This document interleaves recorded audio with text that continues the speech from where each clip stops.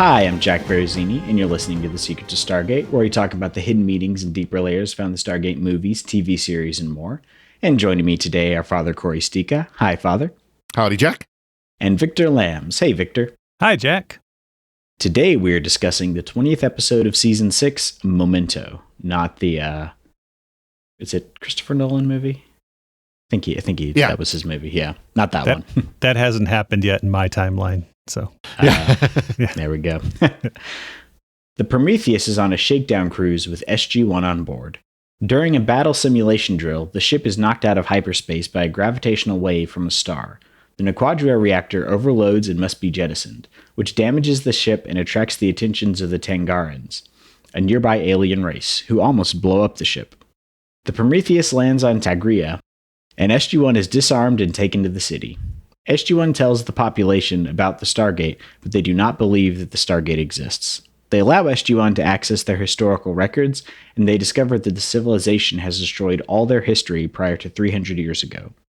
Tarak Salaman, a Tagrian, I'm going to get it right eventually, a Tagrian scholar who collects artifacts from the lost time, helps Jonas and Teal'c find an ancient Stargate in the wastelands of Anhur. Kalphas, a Tagrian military commander, arrests Jonas and Teal'c when they find the Stargate. Ashwan, the Tagrian chairman, convinces Kalphas soldiers to stand down and allows the Prometheus to launch and rescue Jonas and Teal'c. SG-1 uses the Stargate to bring back equipment from Earth to repair the Prometheus, and Jonas says goodbye to Tarak, and SG-1 heads home. I'm just going to try to not say the species or the planet for the rest of the episode, because apparently I cannot pronounce it. Which planet is that? Tagrian? Yeah. I keep wanting to say Tangaran, which I feel like is from a different episode. That's something else. That's yeah. I don't know if that's Star Wars or what, but yeah, it's another episode where like the name of the planet really doesn't matter. It's like those guys. Other planet that happens to look exactly like us because they came from Earth. They got that one shot of the bullet train, and they're going to use it. Yeah. They even duplicated it. Yep. What are your thoughts on this episode, Father? This one's all right. I mean, obviously you've got they're kind of trying to think of, what would happen to a species that's maybe a little tiny bit more advanced than us. Talking about the bullet trains and things like that, or like right at similar technology. If suddenly a ship of beings that look exactly like us because they are distant relatives of us showed up. I mean, it's something that this is a worldwide thing, and of course, you only see this one group of people. We don't know if this is the whole world or if it's just one nation or whatever. But it's an all right episode, and of course, Jack's kind of a jerk a little bit when he probably shouldn't be, but it's all right. Nice. What about you, Victor? Yeah, I like this episode too. I mean, it's not a huge one from a story perspective, but there's a lot of really cool things going on here. We get a lot of the Prometheus. We get, Robert Foxworth, who's always good to see. We get some cool archaeology, some cool alternate Earth technology, which I always appreciate. So it's not groundbreaking from a story perspective, but it's fun to watch, and the writing is pretty good. So I like it. I really liked this episode, actually, and I think a lot of that has to do with the strength of the guest stars. Mm-hmm. Yes, like they were all really good in their roles, and they all played off each other really well. Like I liked having because John Novak was the captain, and I like seeing. It's funny because with all the characters, you could kind of see none of them were wrong. Mm-hmm. And you understand where they all came from. And there wasn't any sort of conspiracy that had to be uncovered or anything like that. It was all they were all just trying to do what they thought was the best solution to the problem at hand. And I liked it it was just that, and there wasn't any sort of twist, because I kept waiting for, what's going to happen? They're actually going to be in league with the Goa'uld or something like that. And it wasn't any of that. Yeah. No, well, you even had the one guy who was the historian or mathematician, but he's also kind of a historian who was a Hera worshiper. But it's not like he was, and now I'm going to kill you for defaming my false god. I love that scene because as soon as they're like, no, he's actually an evil alien and not a god, I was expecting the guy to like flip out at them or something, and he's just like, oh, okay, I didn't know that. He just kind of deflated a little bit, like, oh, okay. Yeah. And kudos to Teal'c to not say it's like, oh yeah, we like helped him get killed 2 years ago. Yeah. You know? Yeah. Oh yeah, he's not coming back ever. Yeah. But no, that's Alex Diakun there, who he had a guest role on Andromeda too, as an alien, where it was always kind of fun watching him show up there. So, but he's been in everything that's been filmed in Vancouver, going back to things being filmed in Vancouver. One of the things I get a kick out of those, you had the weapons officer was Major Peter DeLuise. Yes, not paid, but played by Peter DeLuise. Nice. Played by Ray Galletti was the name of that actor. But it's just like, okay, they literally use his name, but I think they added the O. Yeah. Peter DeLuise doesn't have the O. So, but it's like, okay, is that him? No, that's really not him, even though they used his name. Yeah, and I'm wondering too if that's because Peter DeLuise directed it, and he usually puts himself in as a cameo, but he didn't this time, and so he had to have a character named Peter DeLuise to be his cameo. I don't know if that's... Or it was written by Damien Kindler, of course, who's another very prolific writer for SG-1 and other sci-fi. But you wonder if that was kind of a poke at him, too. It's like, you always put yourself in there, so I'm going to give you a character that's your name. That's pretty good, yeah. I like that they did that. I also am surprised they resisted making any Star Trek jokes in the opening because it was very, very Star Trek. Yep. Yeah, and Malazzi even... prefacing this episode said, yes, we see the Prometheus again this season, but the show is not turning into Star Trek. Yeah. Which nice. it could have, and I wouldn't have really objected if they just spent all their time flying around in the Prometheus, because something always goes wrong. And that's kind of where they've gotten their hyperdrive fixed, they've gotten their shields and their weapons from the Asgard. But, there's still something that goes wrong. They have to eject their warp core. Their hyperdrive. Their Naquita generator or what? Yeah, their hyperdrive core, and I do like, as you said, Jack. It's just everything proceeds like naturally. People acting in good faith. Like if some ship just appeared in our orbit and like blew up a huge, like EMP explosion, bomb, EMP bomb, we'd shoot missiles at it. But fortunately, the leader of the Tigrians, Chairman Ajwan, is pretty progressive. For an Ajwan, we're led to believe, and he's just like, this is fascinating, aliens, and he's the one who calls off the nuclear attack without having even really seen the people from Earth. So I really like his character in this episode. Yeah, no, he was really good. Yeah, and one thing was interesting, the interaction between him and Commander Kalfas about history. Yeah. How this race 300 years ago, which I'm assuming is when they threw out the gold, they erased all their history. They just got rid of it all. I mean, and there's that interesting debate about how, we study our history as human beings, so we don't, the old, those who fail to study history are doomed to repeat it.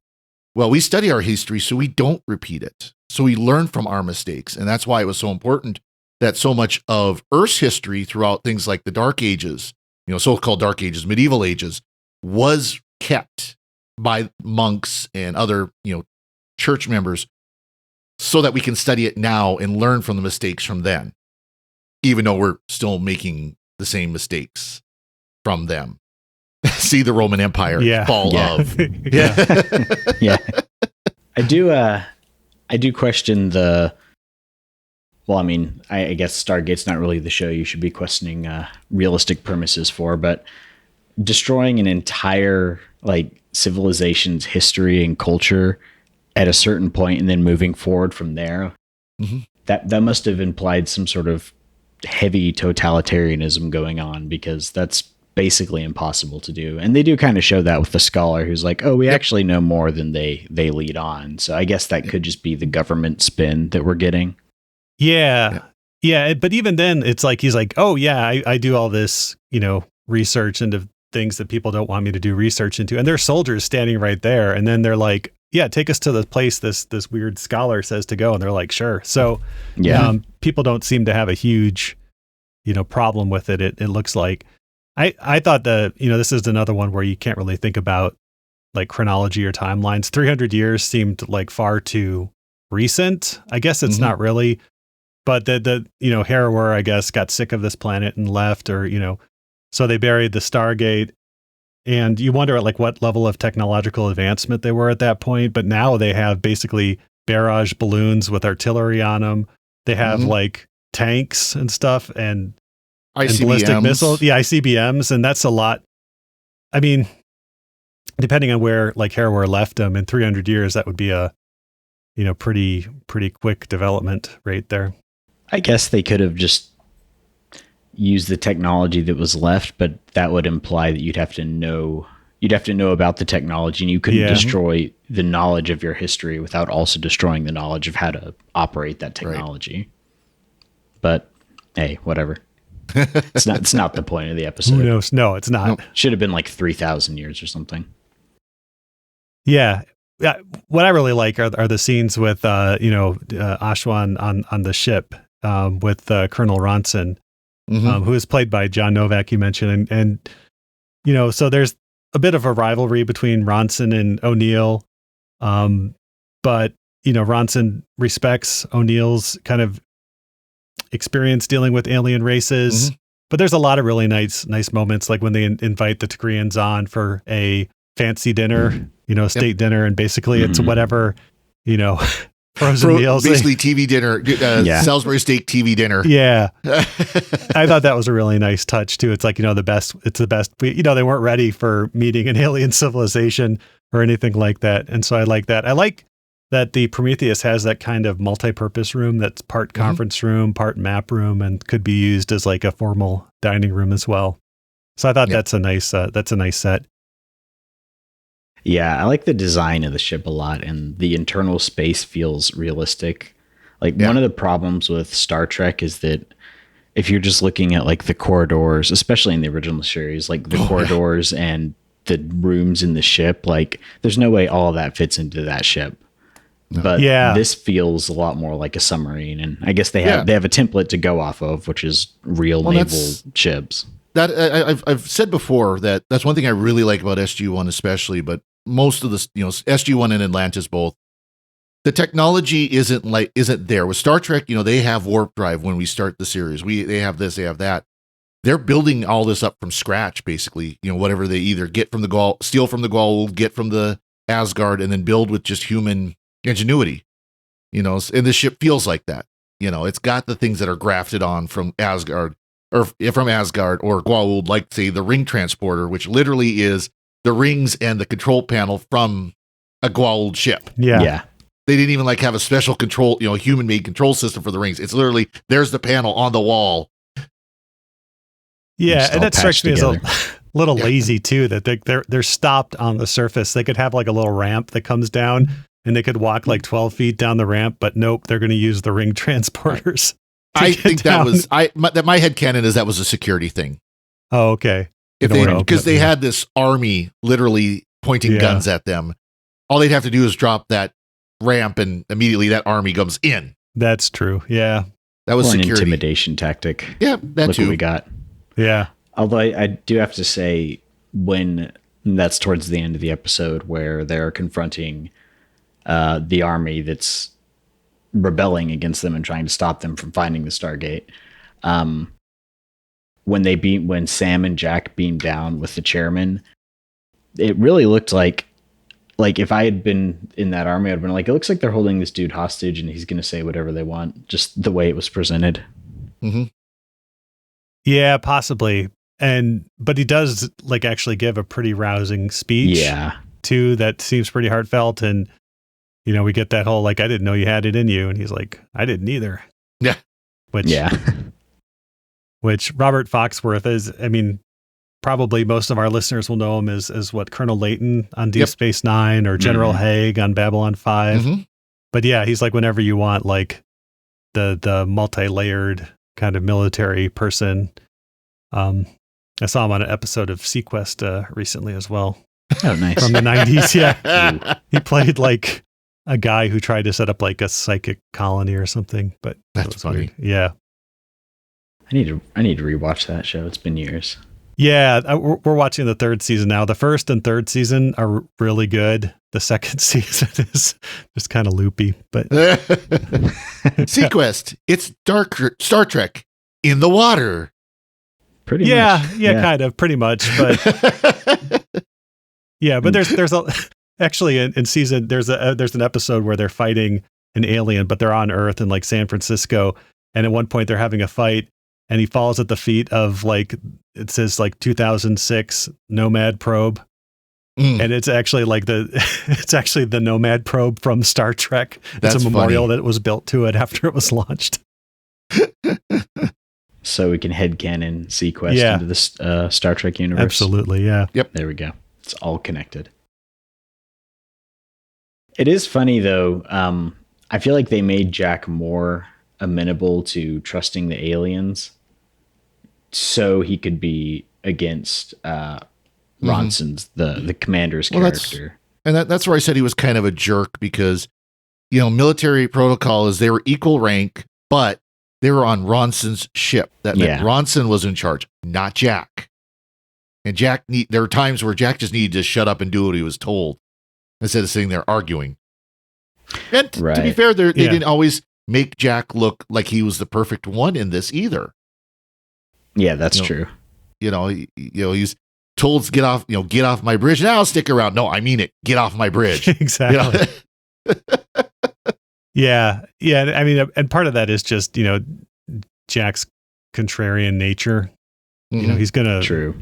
He's gonna kind of rebel against anybody whose name isn't General Hammond, I think. So, or Jack. And even that sometimes. Yeah, exactly.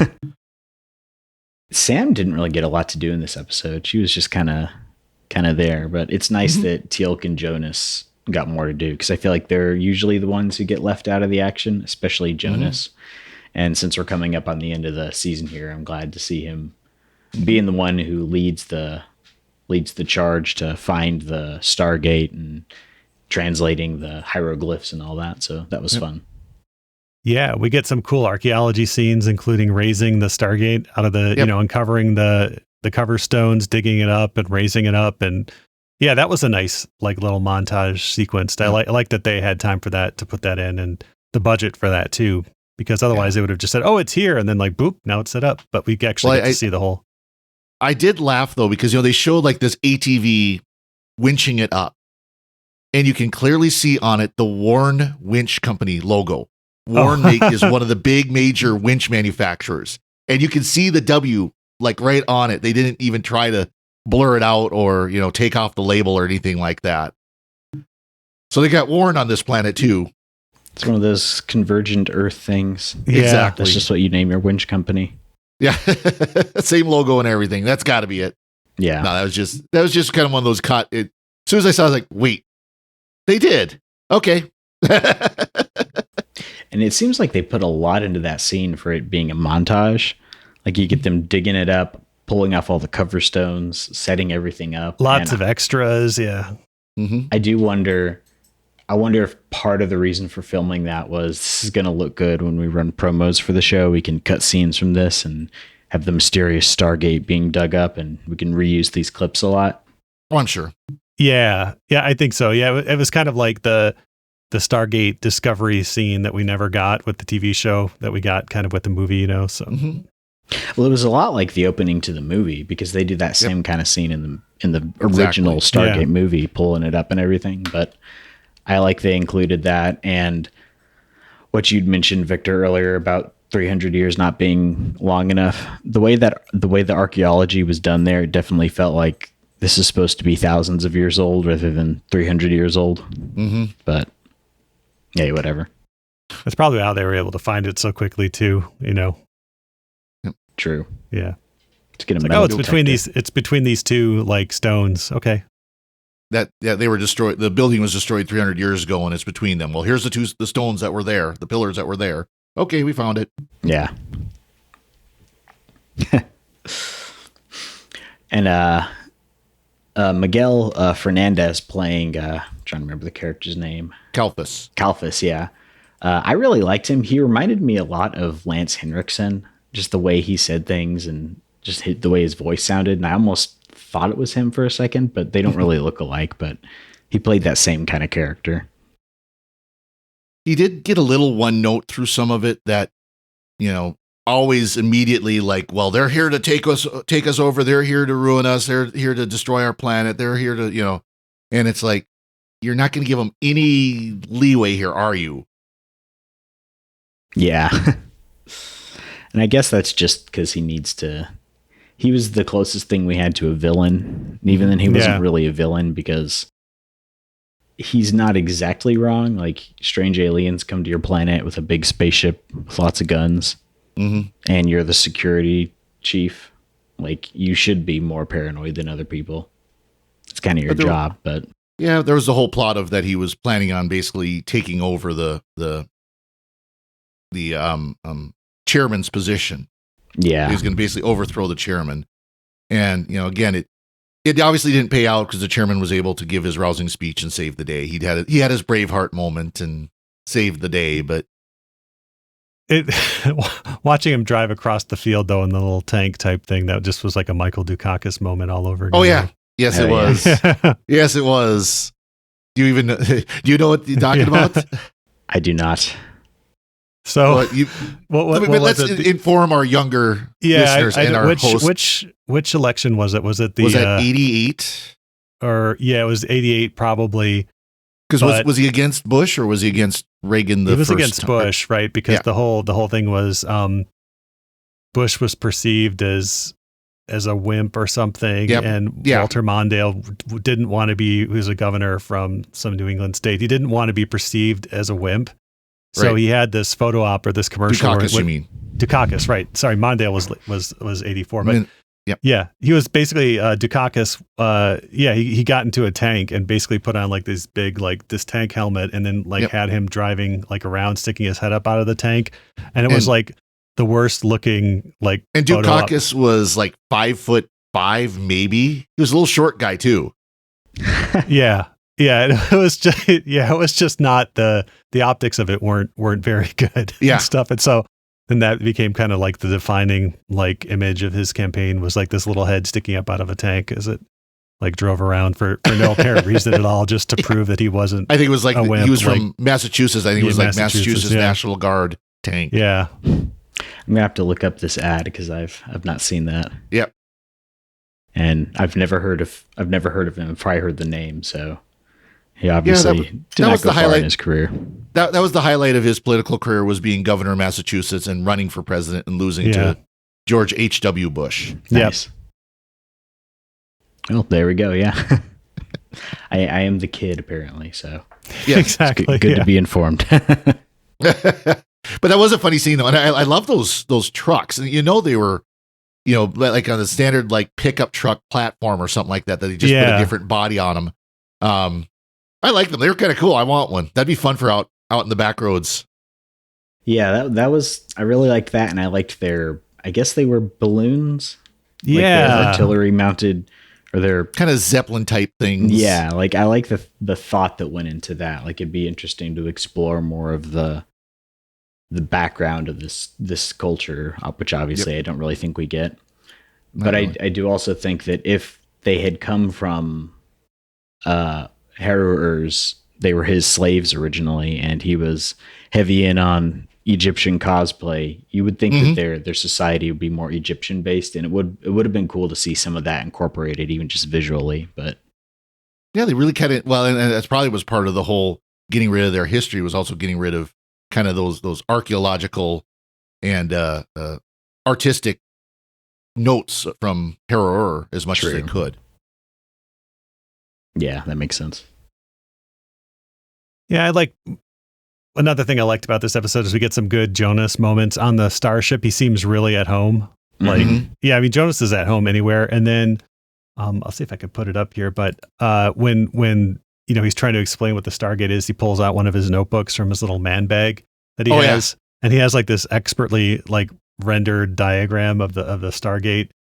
Like it's one of his mini skills. Yeah, ready to go. Oh, there we go. There we go. There it is. Yeah. I was almost hoping that some like Teal'c or Jack would make a crack about him doodling in his notebook pictures of the Stargate, but Hey, what else are you going to do?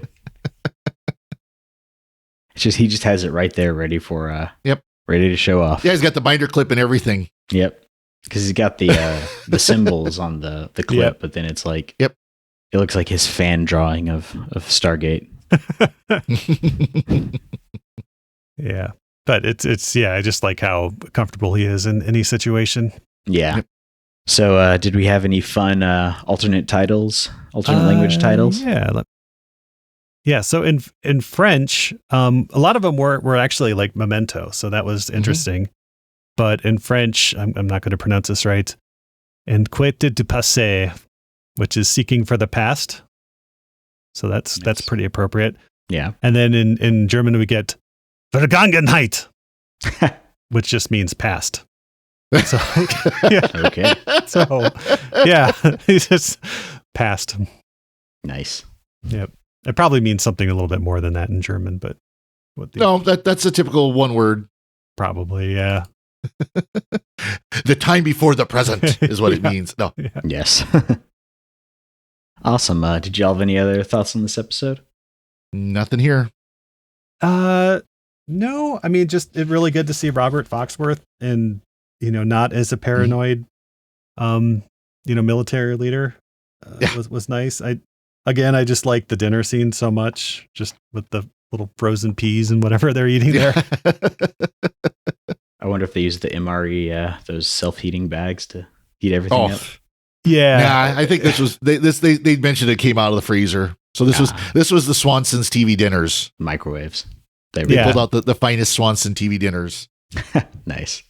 And I just like the beginning sequence of this episode too, where things just go from bad to worse to even worse. Highlights the dangers of interstellar space travel. Mm-hmm. Yeah, that was nice to see. Humanity is getting into space, but it's not going to be an easy ride. Darn exploding stars causing problems with the hyperspace. Yeah. I hate it when that happens. Yep. Awesome. We do have some feedback on our episode, Sight Unseen. Mark Gillies 1970 commented on YouTube. Never had trouble with this episode.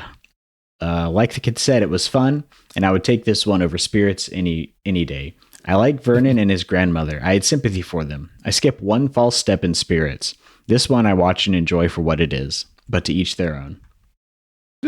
Yeah, it was okay. I mean, I think we were a little hard on it, but it was okay.